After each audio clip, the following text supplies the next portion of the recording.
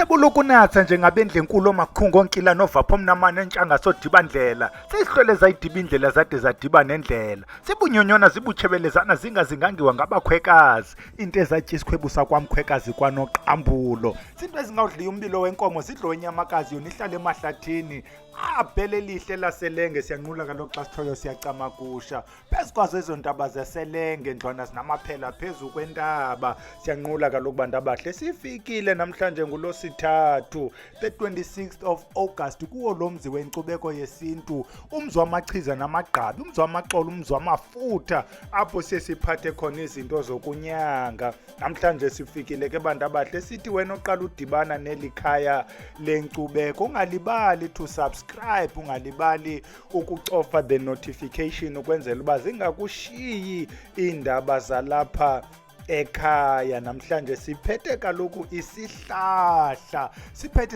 sidumile sisihlahla jike lapha ko-Facebook bayaqala abantu bayabuzana ukuba ndisifumana phi nam ndifuna ukwenza kwenzeke subscribe ke ukwenzela uba singakuphosi esi sihlahla namhlanje siphethe so sihlahla sithandwayo so sihlahla sikhulu siphethe umsuzwane masilibize ligama bathi abanye ngumsuzwana abantu bayithanda imisuzo khonga la soprano ngumsuzwane bayalibiza ke xa selibiza ngegama lakhona lokukhumsha bathi yilipia javanica lisuka kwinto ekuthiwa yiverbanaceae family yile family ke ineverbena iverbena ke bantu abahle abanye abantu bathanda uyiconfuse iverbena bacinga ubana all flowers must be purple zikhona ezingekho purple within le family njengayo lesithetha ngayo namhlanje xa beyibiza ke ngokwesilungu le lipia bayibiza ibe namagama liqedlana bazawuthi yi-fever tea uyayibona ke xa kusithiwa yi-fever tea kuchaza uba yiti le oyiphungayo wena mntu ne-fever bathi lemon bush bathi lemon bush because inevunjana elimnandana elibulemon ngabantu basesilungwini ke nakwi-Afrikaans iyelelane lento ka-lemon bush lemon bosi ndiyabona inoba ibhosi lena yi-bush ilemon or ilemon bosi batsho abantu bezi zinto kanti phayena kwasobhuza phaya eSwatini bathi umsutane yayiva pha mutswane bayibiza ke pha amaXhosa athi inzinziniba kanti phayana esizulweni bathi umswazi bathi umsuzwane uzibuze ke ngobana eli lithi umsuzwana silithathaphi abantu bakuthi ke xa sebefikile bakhangela izinto ezinuka kamnandi njengemisuzo niyazi ke xa sesifikile apha emayezeni sincokolelo gqabelo xolo longcambu siye siqale ngokuthi medically lento yenzani and we've argued in the past ukubana unganyanga mntana omhle udiliza indaba ukuba ukwazi ukwenza izinto zisimple forget awukakwazi ukunyanga funeka ukwazi unyanga i-headache i-stomach ache i-urinary problems ukwazi unyanga abantu abathi igazi lam lifuna a tonic kuba kaloku xa usithi wena uzawunyanga amabekelo namadliso what about ezi zinto ebefamba uqale ngazo because kaloku nabantu bakudala babenyanga babengenzi nje into zobethana ngamazulu abenyanga abantwana abagulayo zizifo umntana uyamongoza how do you deal with la mntana umongozayo if you can't treat ezi zinto medically abeke amayeza okunyanga medically ekhona uwasebenzisa wena ngokwesikamayezeni kuphela siphethe ke umsuzwana masingene kuba medically yenzani the other thing esakhe sayimention xa sisithi medically sithi medical yenzani ngokophando olwenziweyo olufumaneka kwi-journals olufumaneka kwiincwadi olufumaneka nakwezinto zebotany ninabantu abafunda i-plant science umedical ke is something that is backed by i-research siqala kuyo ke before singene kuyo medical as you are looking right now ubona into ethi CSIR is one of the respectable ndawo ezenza i-science ne-industrial research kweli lizwe eziphandayo like your Medical Research Council, they started the process sometimes back andisakhumbula inini when they were investigating amayeza anonceda kwizinto ezininzi. Baphandile ke bajikeleza babuya nawo amayeza athile. Umsuzwane was one of amayeza abathi uyakwazi ukwenza kwenzeke to an extent ukuthi there is i-project eqhubayo apho ku-extractwa khona i-essential oil from wona umsuzwana lo msuzwane bhele nam ndingene kule misuzwana umsuzwane for snake repellent. So if you go get to CSIR, you can google uthi Lipia javanica and then uthi CSIR, you will get the document. Some of the bits ke sizamile ukuzifaka apha i-heading kwenzela ubana ubone uba ithini le nto xa sewufika izawube injani. Masingene ke bhele sinyange ukuthi kwenziwani ngawo umsuzwane xa sekunyangwa medically. Iyazitrita ii-coughs ke mntana omhle wena mntu one-bronchial problems. Sincokole ke kwiklasi ebesikuyo phayana kwavusilanga last Saturday apho besincokola khona ngazo i-respiratory, sathi respiratory no upper inolower.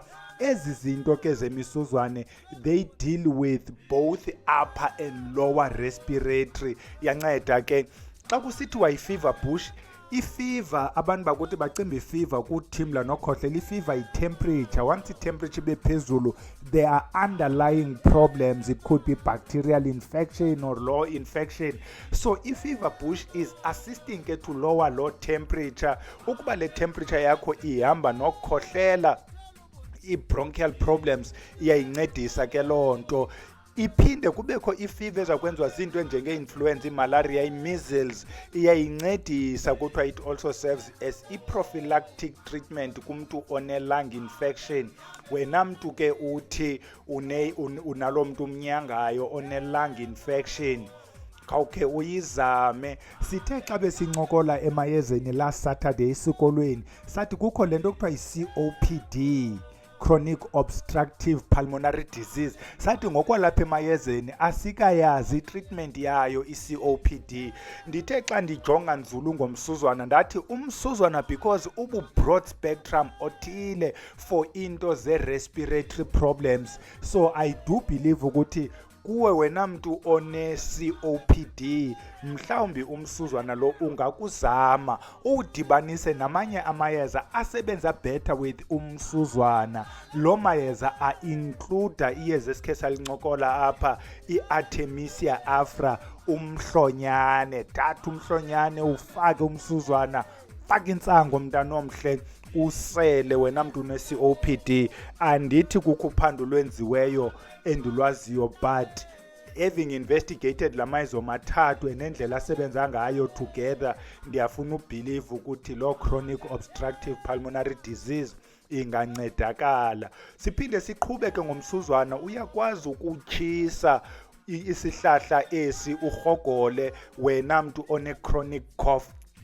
Chronic cough ke ngulomuntu ukhohlela okowakhohlela, and the underlying cause ayaziwe. It could be TB. Ukuba yi-TB khawuye uyojikela kwinto ze-TB, but if the cause na medically bathi ayaziwa, make sinyangeni ke ngale ndlela yethu. Wena mntu uthi u-asthmatic, kuthiwa nawe khawuzame uku-inhaler yona le herb, wona lo msuzwane. Kuphinde ke wena mntu one-problems ze-skin, we'll keep referring ke kwi-discussions that we've had apho siye sathetha khona nge-problems ze-skin. Siyichazile ke kwi-problems ze-skin wena mntu unengxaki ye-skin uba ininzi into etrita i-skin. We spoke about i-aloe vera oil which was also tried kwizibhedlele ezithile and it worked. Sathi apha ngoku sasincokola ngento ekuthiwa yi-plantago, i-plantain, sathi nayo is very good for skin rashes.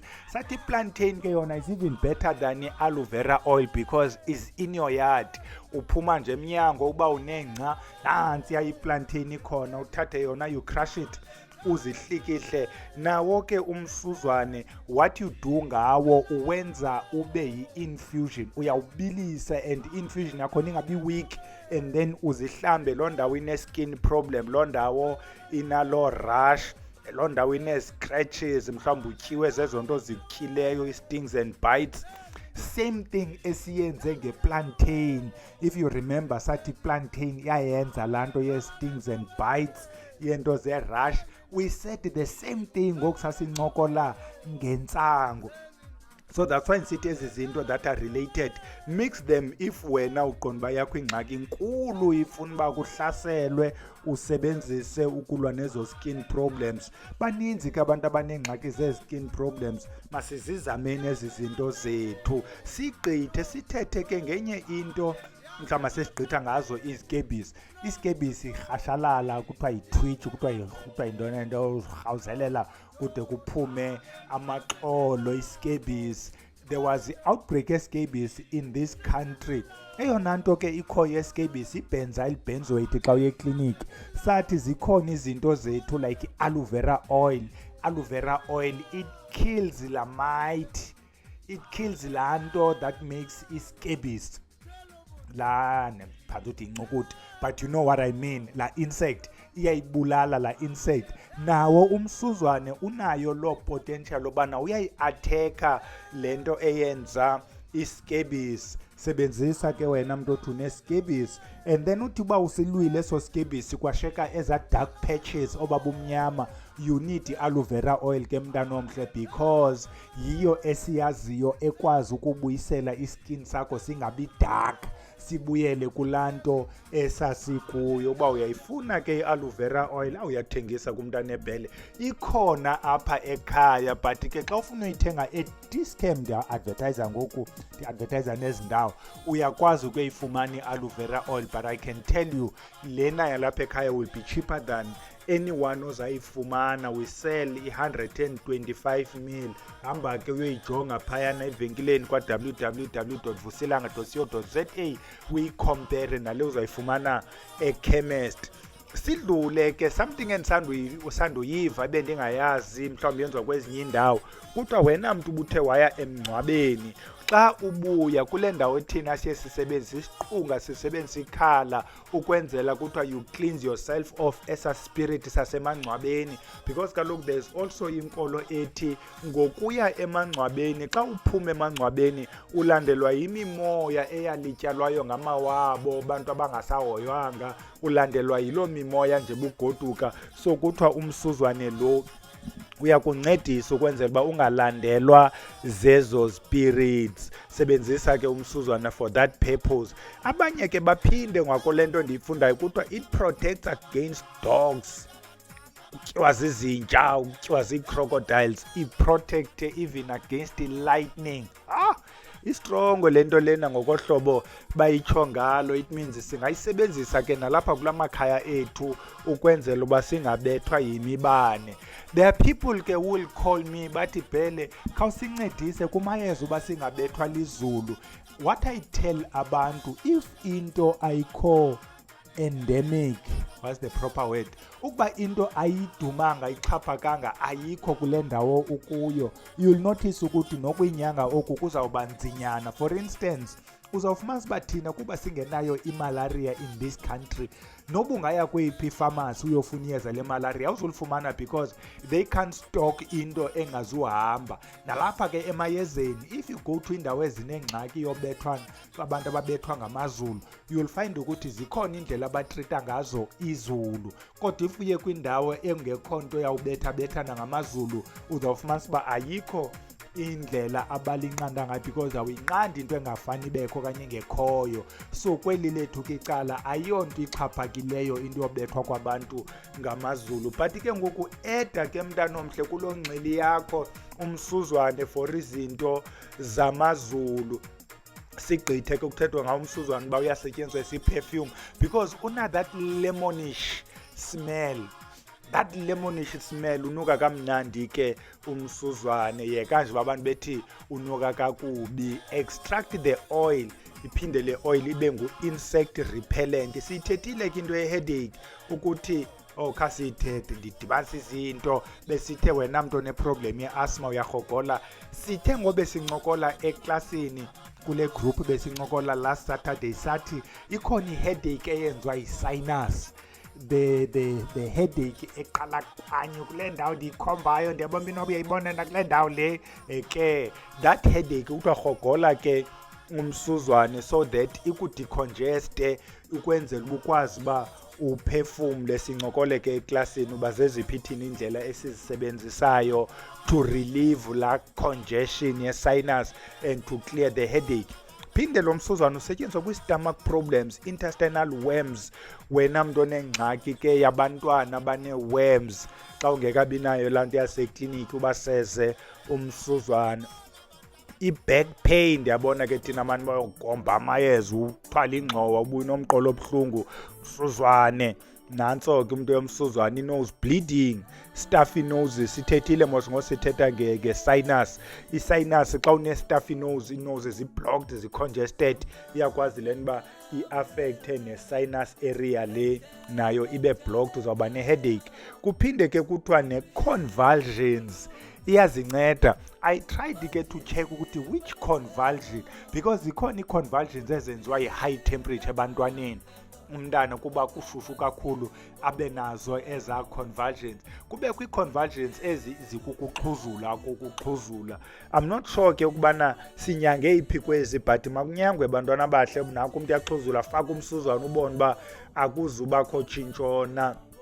Baphinde ke batsho uba wena mntu onengxaki yentliziyo, unentliziyo mhlawumbi engasabethi kakuhle, try acid tonic, bathi yi-heart tonic. Faka umsuzwana lo ubone uba awuzukubeka ndaweni na.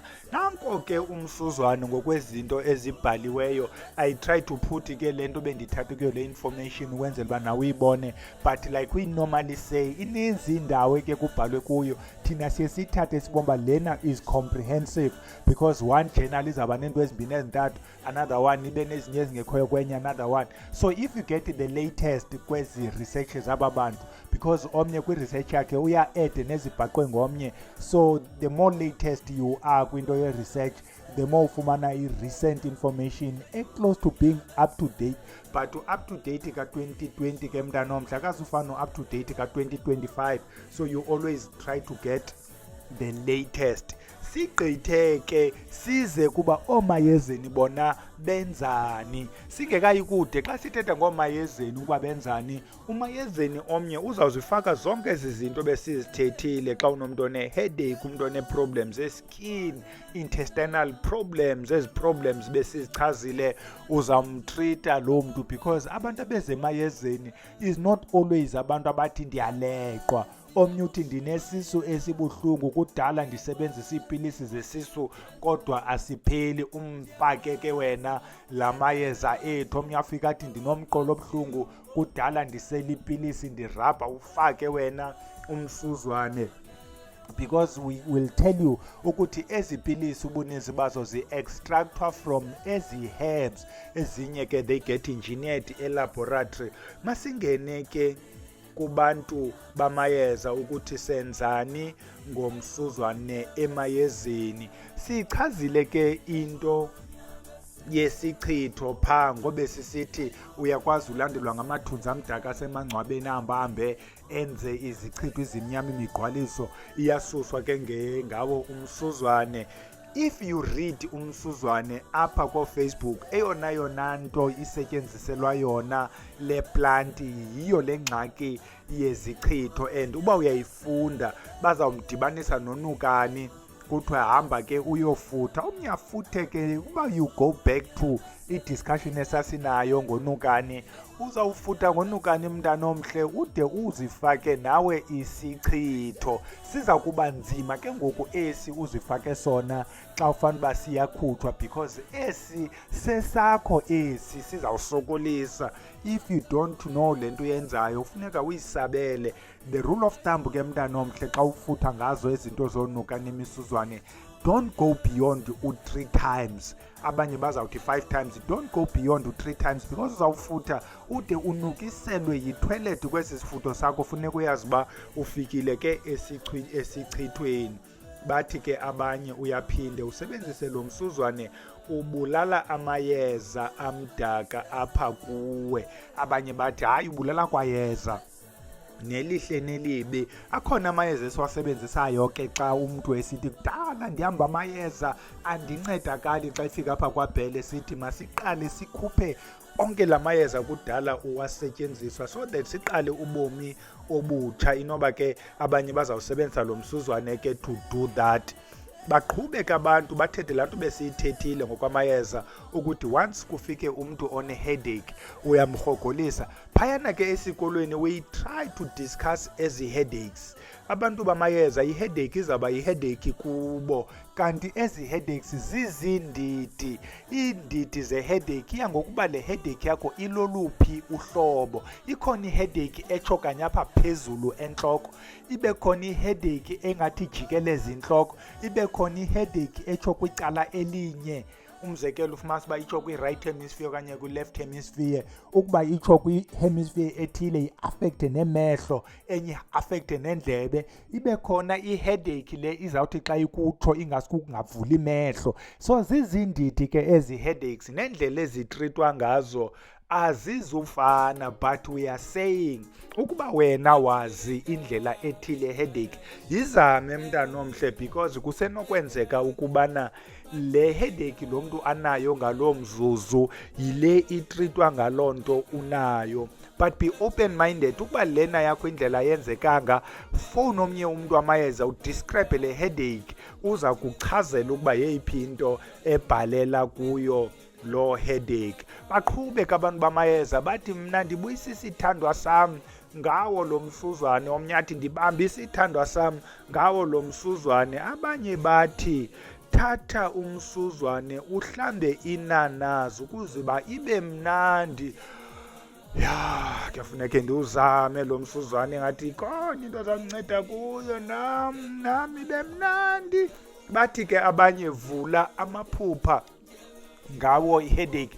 I was following one discussion ke abantu bethetha ngale nto yovula amaphupha. Bathi thatha isihlahla somsuzwane ufake phantsi komqamelo ulale, athi uphuphe kamnandi. Abanye ke bathi xa unomzimba olumayo thatha umsuzwane uwusebenzise. You see, into zabantu bamayeza ke mntana omhle kufuneka uzibhilive. Funeka uzibhilive into zabantu bamayeza. Umbuzo ukubana ndiwenze njani apha, kuba ke we took i-resolution ethi akuthakwa kuyo le channel. We are just telling ukuthi hamba ke wena uyozihlanganisela lento, yenza le nale naleya. Hamba ke uyozihlanganisela ubone ba uphuma nantoni. Nakho ke ebesikuphethe ebesize nako yayo lena yasemsuzwaneni. Hamba ke uzifunela umsuzwane ke mntana omhle, uzisebenzisele umsuzwane because uyasebenza. Sibulele ke zohlwele ngokusinika umsuzwane, zisixelele uba wenzani, kuba kaloku le mithi yimithi esiyishelwe ngookhokho bethu. Siyababulela xa sitshoyo sithi kubo kube chose kube hele, siyacamagusha.